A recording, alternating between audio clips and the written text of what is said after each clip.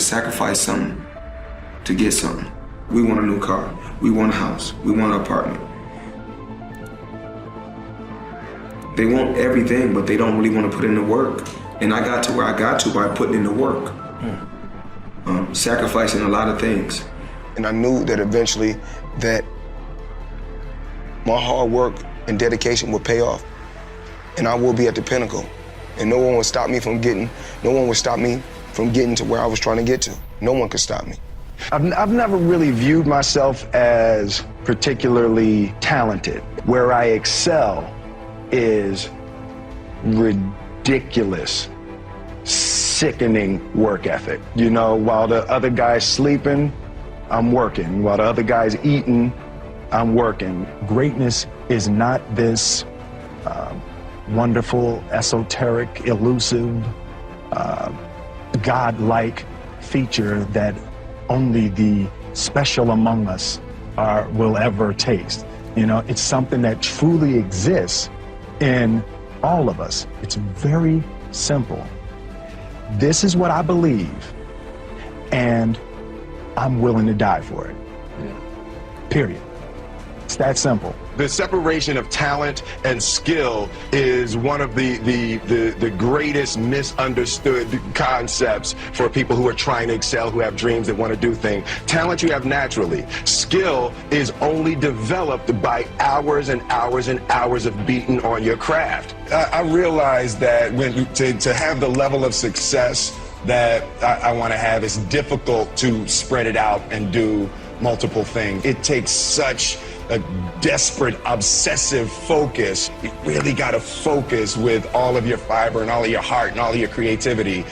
Let me explain something to you. When you go out and try to do anything outside the norm, and I'm talking anything outside the norm, you are going to be faced with negativity. You are going to have people misunderstand you. And because they misunderstand you and because you are doing something that they don't do, whether they agree with what you do or not is irrelevant.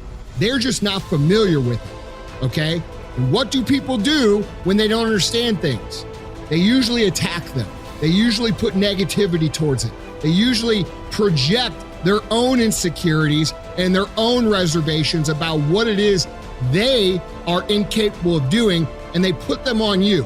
And so when you start out in business, or you start out on a weight loss journey, or you start out to be a better person, you are going to face negativity. And I don't give what any of these frou-frou, fluffy gurus out there tell you, okay? Everybody likes to pretend this is an ideal place. They like to think that everything's really gonna be nice, and it's gonna be easy, and it's gonna be this. And I just have a really hard time telling you guys, because it's not true. If you can become someone that can transfer negativity into productive action, you are literally unstoppable by outside circumstances and outside elements. The only person that can stop you when you're able to do this is you. And the way you stop you is you can burn yourself down, right? You can get too negative, you can get too hot, you can get too frustrated. So it's something that you need to learn how to pivot on, but also control in a productive way.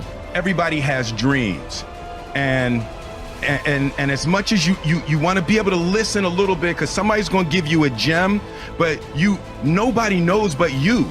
You can't get advice on what you should do with your life, right? Nobody knows what you are. Like even sometimes you don't really even know what you are. You got to take your shot. And it's like, as much as you want people to agree and you want the people around you to be supporting your dreams and all, it's not going to be like that all the time. You got to do it alone, and people will help you. And when you get the ball rolling, people will jump on. But if you don't believe, nobody else is going to believe. People come along because your belief is so insane. Yeah. Following your dreams is a lonely, solitary, scary, dangerous pursuit. You can't wait for somebody to think you can do it. Mm-hmm. And it's like because they don't think you can do nothing they can't do. Exactly, bingo. Right? You know what I mean? It's like it's a lonely, scary, dangerous pursuit, and you got to be willing to risk everything to become that seed of what you believe is in there. You got to be fearless. You got to be relentless. Life and the way it works, and no matter what you want to do, when I say this, you can get mad about it, you can argue with it, you can say it's not true, it doesn't matter. It's no different than gravity. You go take a step off the building, you could say gravity's all you want, but you're gonna crack the skull on the ground. And if you think that life doesn't work in a very simple equation, which is what you put in, you will get out. You are gonna fucking lose. You know why the results are never there? Because you can think about it, you can wish for it, you can hope for it, you can think all about it all as long as you want. But unless you get out every single day and put in the work inch by inch, you will never get there. I'm not the smartest guy on the fucking earth, not even close. But I figured out one thing, that when you follow the plan as it's supposed to, and you work to build the skills that it takes to actually adhere to the plan, meaning your discipline, your fortitude, your ability to endure, okay? Your grit, your determination, your self-esteem, your self-worth, your confidence that you can achieve what it is you want to achieve. These are all fucking skill sets. When you learn to develop these skills, even if you don't have the talent, I don't have any talent. You guys all think I have talent because I've been doing for a long time. I do not have any talent. I grew up just like you. But what I learned was when I develop these skills and when I invest in these skills and I continuously sharpen these skills, the ones I'm talking about, I can achieve great things.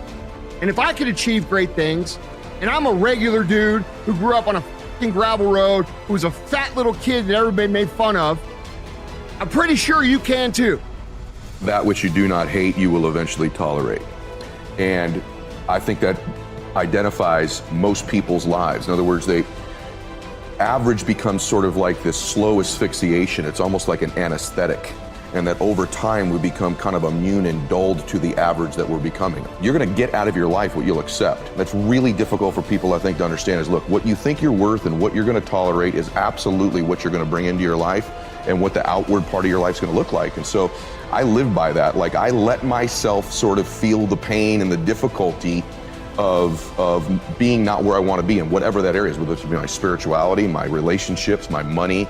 I let myself feel that pain because, as you know, there's two motivators, right? There's the gaining of pleasure, right? Wanting to go get something, chasing the dream, but then there's the avoidance of pain. And for a lot of champions, that's a pretty big driving force for them. And so at least for me, I leverage both of those things on me to get myself to take action. So that's what that means to me.